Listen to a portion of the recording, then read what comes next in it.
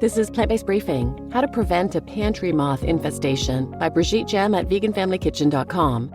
And I'm Marian Erickson, host of this curated content plant-based podcast, where I narrate a variety of articles on plant-based and vegan living with permission in about 10 minutes or less every weekday.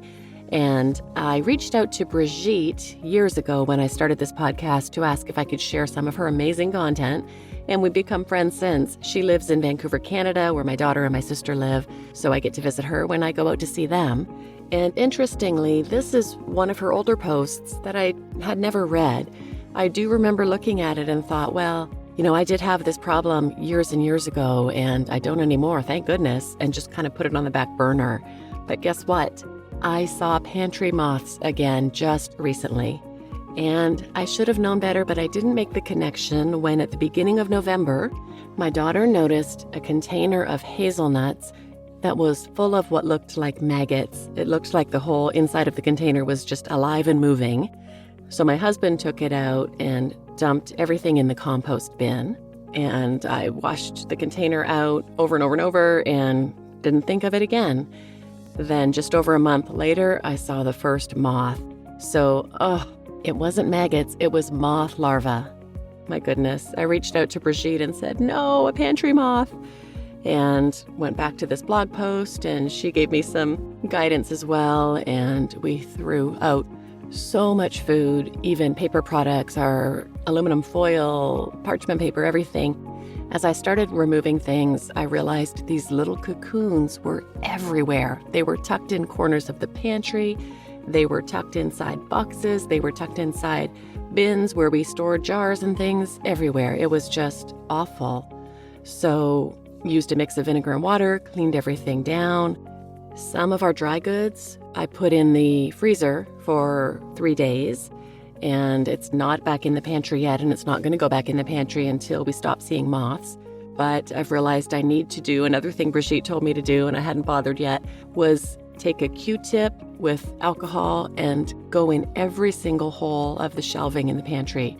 There are hundreds of those things, but that's going to be next on my list because these moths are still here. And those nuts, it turns out, not only did I have them not in the fridge, I had them on shelving on our pantry door, which is open to the kitchen, open to the window, open to light. So that encouraged the spoilage as well. Folks, take heed to what Brigitte suggests doing in this post. And, I hear some people say, why would you bother taking your dry goods and then just putting them in a jar? Well, here's one of the reasons. And it figures I had been intending to do her pantry challenge for several months now, but never got around to it. I knew I had stuff in there that was years old. Well, not anymore. But I'm definitely going to, as I start buying things again, keep on top of it, not buy huge quantities and rotate through so I don't keep old stuff in there. Now, that wasn't the source in this case, but you just never know. It's definitely not worth going through this again. So now let's get to today's plant-based briefing. How to Prevent a Pantry Moth Infestation by Brigitte Gemme at veganfamilykitchen.com. A few years ago, I started seeing tiny little gray moths on the walls of my apartment. It was September and getting cool outside, so I thought maybe they were seeking shelter. No big deal. I'm a pacifist, right? After a few weeks, the kitchen was overrun by moths. I mentioned it to my mom on the phone. Oh yes, your brother had that. He had to toss everything he had in the kitchen because there were eggs everywhere. Uh-oh. Pantry moths, also known as Indian meal moths and weevil moths. Learn more on Wikipedia, linked here if you must. I dashed to the pantry and started poking around. In every package I opened, I found tiny white cobwebs in most bags. They looked like they were pulsating. Then I found the infestation's ground zero, a box of crackers that was teeming with little white worms. They had spread to every package of nuts, dried fruits, lentils, and pasta, chewing through plastic and even laying eggs in the little holes on the side of the cabinet and between the fibers of the agglomerated wood shelves. Ew! It took me days to get everything cleaned up completely. I kept on finding more eggs and larvae, including behind the labels of canned foods. Worse, it cost me hundreds of dollars to replace the food I had to toss. And also the shelves that had eggs in them. Ouch. You have to know that my kitchen was not particularly dirty. It's just that there are little pantry moths in a lot of the food we buy, regardless of the cleanliness of the store. If allowed to sit for a year or more, inevitably the eggs will hatch and grace your kitchen with a flurry of little gray moths. This will happen faster if your store's inventory does not rotate very fast. Pests aside, there are lots of reasons to be careful with how you store your food in the kitchen. The vitamin content of foods degrades over time. Nuts and oils become rancid. Dried fruit hardens beyond recovery. Flowers spill and make messes, and so forth. Make sure to follow these simple tricks to keep your food inventory safe and tasty until you can use it, hopefully soon. If you follow these steps religiously, you'll prevent pantry moths from making your kitchen home. Number 1, keep it visible. If you can't see it, you probably won't eat it, except chocolate chips, which can't possibly be hidden deep enough.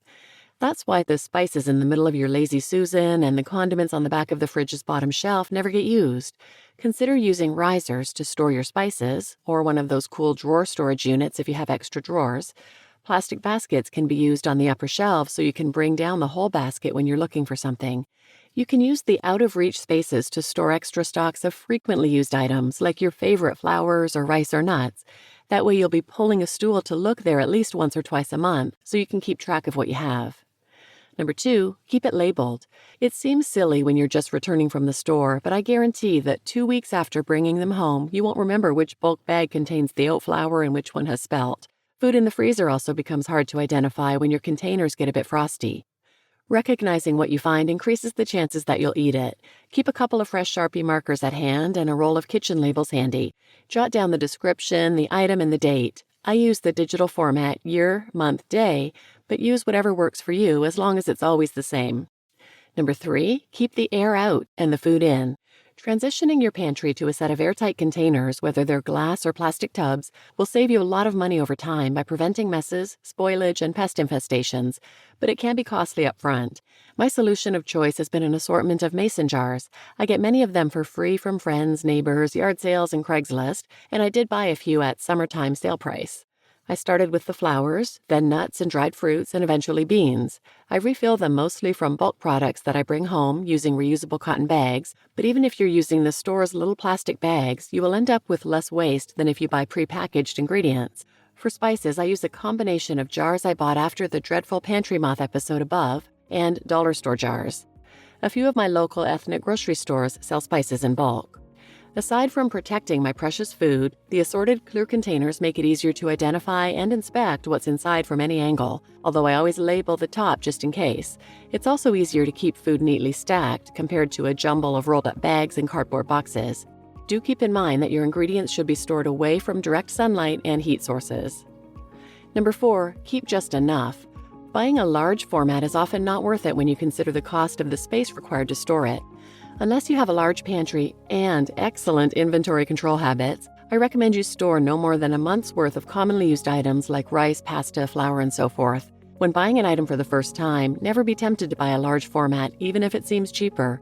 The cost of dealing with it once it's in your home, if you never use it again, is more than the savings on buying that club-sized bag of nutritional yeast if you aren't even sure you'll like the stuff.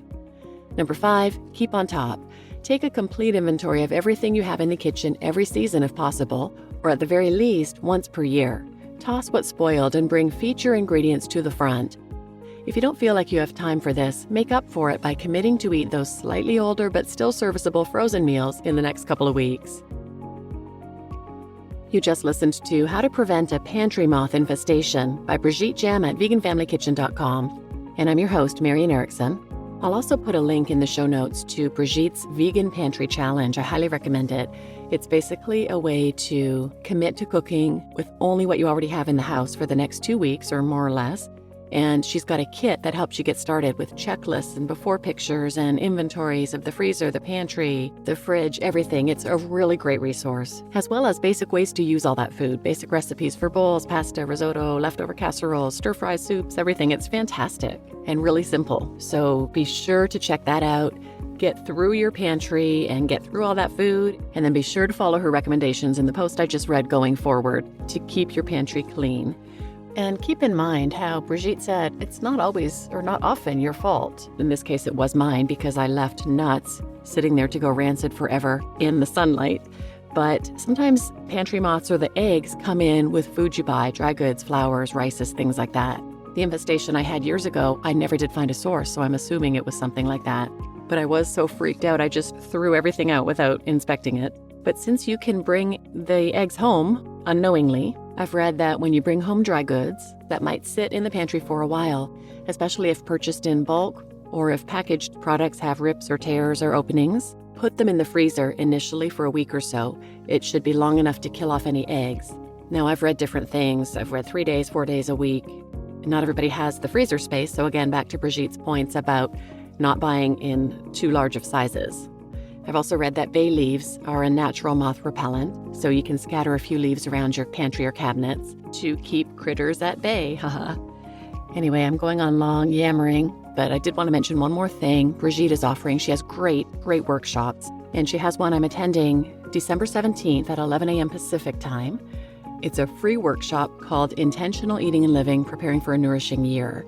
She's going to help us focus on what we want from food and life, setting intentions for the new year to align with our vision, and laying out the habits we need to make the intentions become reality.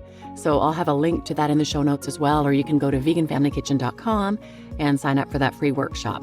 So please share this episode with anyone who might benefit, and thanks for listening.